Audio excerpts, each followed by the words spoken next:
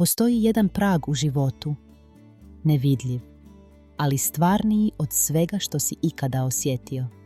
To nije prag znanja, nije prag novca, nije ni prag talenta, to je prag odgovornosti. Većina ljudi dođe tačno do tog mjesta i tu stane.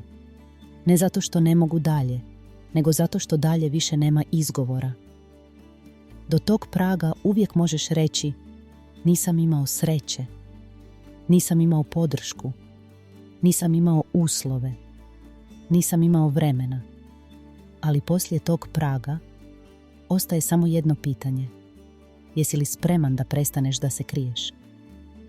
Većina ljudi ne odustane na početku, odustanu pred kraj, baš onda kada postane teško na drugačiji način, ne fizički, nego mentalno, jer tada shvatiš da te niko neće gurati, niko neće doći da te spasi, niko neće vidjeti sav tvoj trud. I tada se javi onaj glas: možda ovo ipak nije za mene.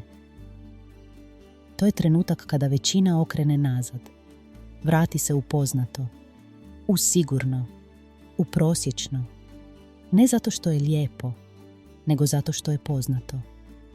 Ali oni rijetki, oni koji pređu taj prag, oni donesu jednu tihu odluku. Ne objavljuju je, ne obećavaju, ne traže podršku, samo odluče da više ne žive na autopilotu. Prelazak tog praga izgleda ovako: radiš i kad nemaš motivaciju, ćutiš dok te drugi sumnjaju, nastavljaš i kad rezultata još nema. I najteže od svega, prestaneš da kriviš sve osim sebe. Tu se lomi većina ljudi, jer je lakše reći: sistem je kriv, drugi imaju sreće, nije vrijeme, nego reći: ovo je na meni. Ako slušaš ovo i osjećaš nelagodu, dobar znak. To znači da si blizu tog praga. A sad dolazi pitanje koje sve razdvaja. Da li ćeš se vratiti ili ćeš prvi put u životu ostati?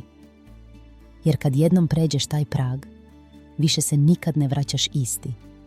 Ne postane život lakši, ali postane tvoj. Ovo nije motivacija, ovo je upozorenje. Ako si spreman da ideš dalje, nastavi.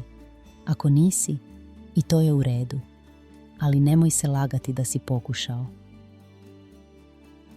Jer ovdje većina stane.